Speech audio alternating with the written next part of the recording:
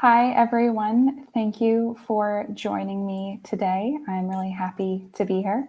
I'll be speaking with you all on data bias. I have a presentation prepared, but before we get started on that, let's take a look at a quick example of a not so objective situation. So let's set the stage by saying I'm having an argument with my friend about which pizza toppings to order, and they want pineapple, which I don't like. So I type, "Is pineapple pizza bad?" into Google to prove my point. So let's take a second to think about what happened here. This is an example of confirmation bias.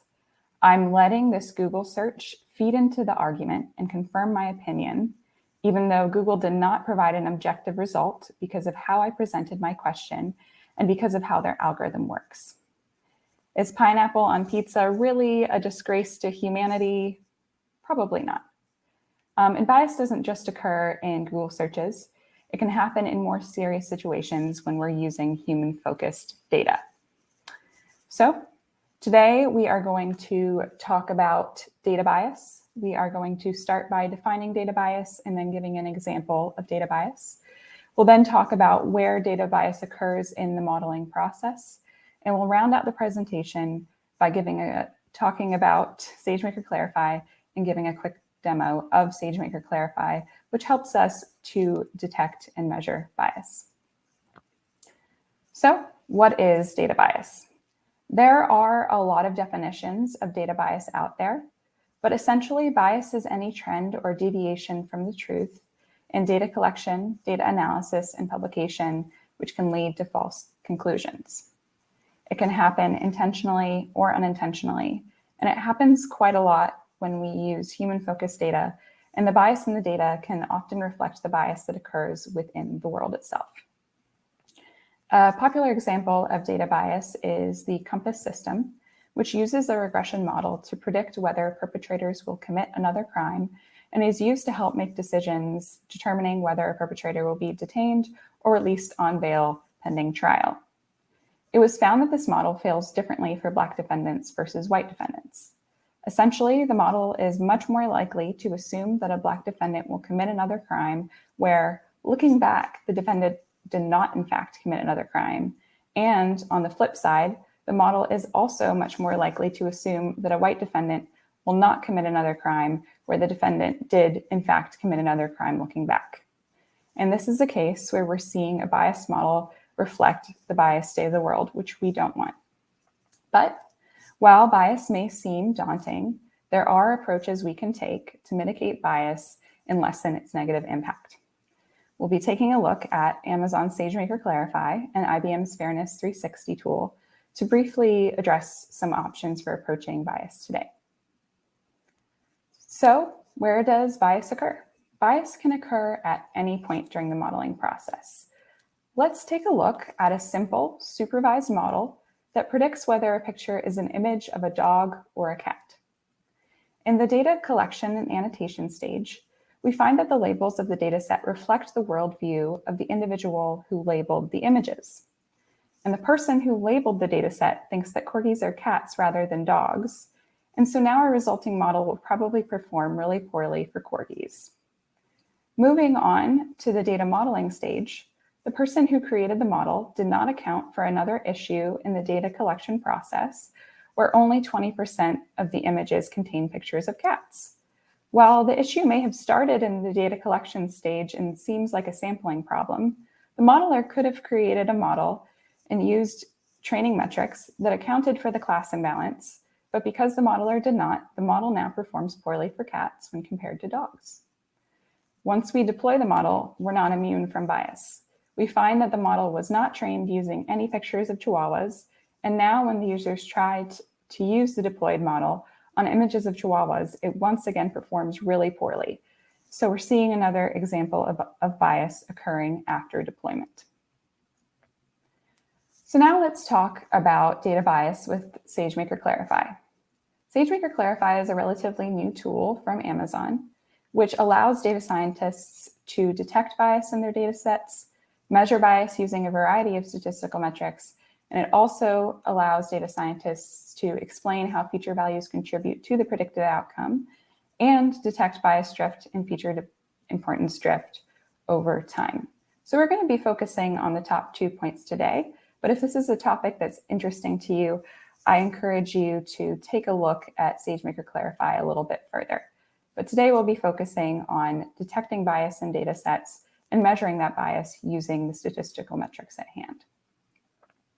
So now that we know a little bit about SageMaker Clarify, we'll have a quick demo. The demo will train an XGBoost model to predict whether people have a salary over $50,000 using census data as a training data set.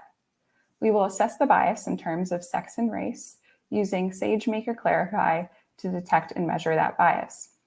We will also use IBM's Fairness 360 tool to assess methods of mitigating the bias we find using SageMaker Clarify.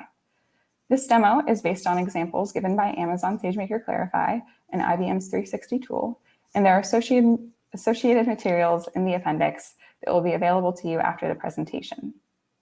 Just to note that the demo is not meant to go into a lot of technical detail on the code, but rather to express that while bias can feel like this abstract psychological or sociological issue, there are technical means of mitigating bias with measurable outcomes. I know it might seem counterintuitive, but I'm going to ask that you don't focus too much on the code itself during this demo, but rather the results that the code is able to provide. Because the goal of this is to think broadly about the methods you can apply to mitigate bias in your own modeling processes. So let's get started on that. We're going to navigate over to SageMaker in a second.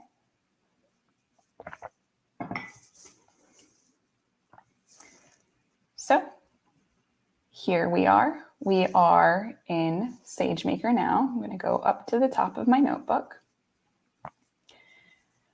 And so we are going to start by importing the libraries and setting up the session as we typically would. This allows us to get tools from IBM's Fairness 360 as well as SageMaker Clarify. We'll then go on to import the data, and you can get a sense of the information that we'll see within the data looking at this code a little bit. Once the data is imported, we can go ahead and take a look at the data. So now we're kind of seeing the sort of information that we have within the data set. We have information on age, race, sex, and we have our target column, as well as some additional information. So now let's get into the more interesting bit of this. We're going to start with a little bit of EDA to look at data set balance. So let's take a look at the counts of sex. And what we're seeing is the data set is imbalanced and has much more male data than female data. As we account for individuals earning over $50,000 a year based on the census data, the disparity grows. So we're seeing much more males earning that much compared to females. We're going to do the same thing for ethnic group or race, and we're seeing that there's a lot more representation of white people than of other races. And again, the disparity between income increases. So this is concerning to us. And so we're going to go ahead and encode and upload the data set. We're going to train the XGBoost model. Again, the point of this demo is to think more about bias than the model itself and kind of give you ideas for future modeling that you might be doing. So we're going to go ahead and set the hyperparameters. We're going to deploy the model, and then we're going to get to the interesting part where we start to use SageMaker Clarify. So we're going to define the processor that we're using for that. We're going to define the output path to S3 that we want to use, where we can look at the bias information. We're going to look at the model configuration and what instance we'll be using there. And we'll also have the predictions configuration. Now, this is probably where the code gets a little bit more interesting, where we're able to look at the columns that we want to assess in terms of bias using SageMaker Clarify. So we've decided that we want to assess the columns of sex and ethnic group in terms of bias here. And we are going to get pre-training bias metrics from from SageMaker Clarify, as well as post-training bias metrics. And so this is going to go ahead and run the bias report based on the data we have and based on the model that we've created. And so it will output a lot of information that doesn't really look very friendly, but there is a better way to view this if you create this in SageMaker Studio, which is to go over to the experiments and trials and to go to the appropriate file. So this one's labeled with bias, to select this file, and then to go to the bias report. And so now we can see the bias report and we can filter it down based on which group we want to look at. And this bias report gives us a lot of really good metrics and measurable information on bias. And what you'll see is there are a lot of different metrics here. This can be a little bit confusing. There's a lot of information going on here, but Clarify has provided a lot of good information to help you understand these metrics. So it gives you the key idea and understanding of the metric, as well as an example and links to the papers that are associated. So let's think about class imbalance. Class imbalance detects if the advantage group is represented in the data set at a substantially higher rate than the disadvantaged group, or vice versa. And so this is kind of what we were talking about when we were looking at the counts of sex within the data set, and we can see that there is a class imbalance. If there was no class imbalance, we would expect the metric to be 0. And going on, expecting that metric to be 0, if you were to take a look at all of these metrics provided by SageMaker Clarify, in order to have a less biased model, you will want those metrics to be centered around 0. So if you're looking at this and you want to do a quick gut check, you'll want to look at whether those metrics are centered around 0. And if you have metrics that are close to or at 0, you have less bias in your model. So that's what we are looking at here.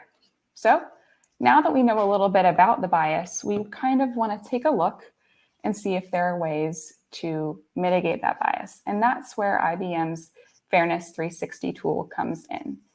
And it provides us with a lot of options to mitigate bias before training or during training, as well as some options after training.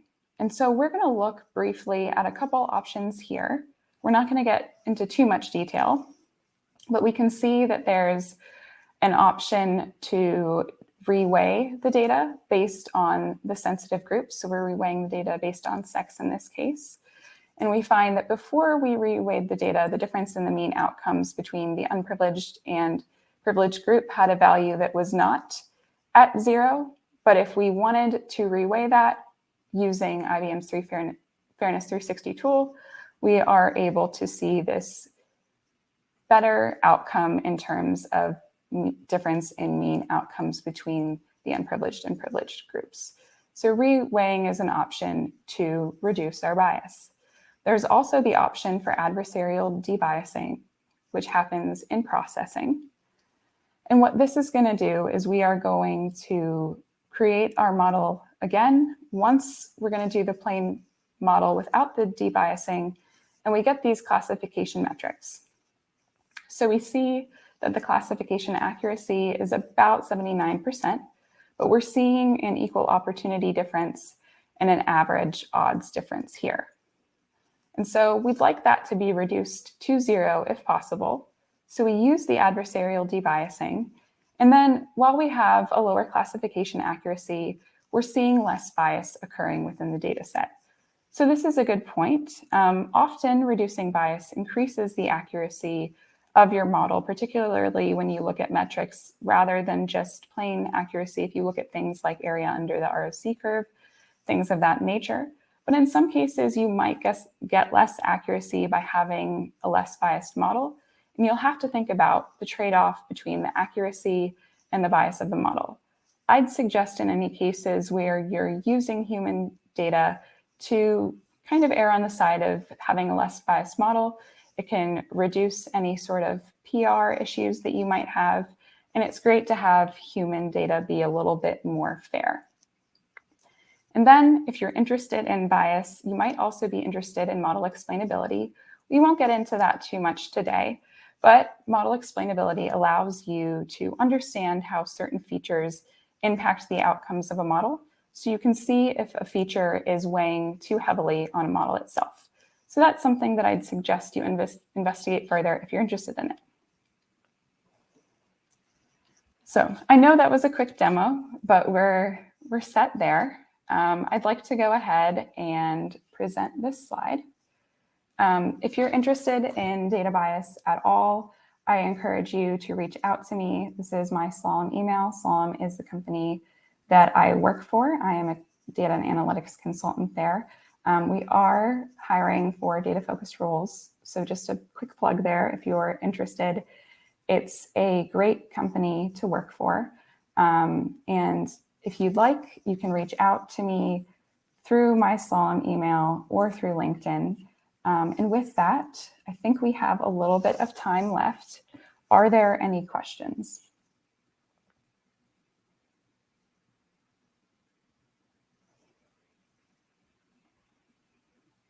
Okay.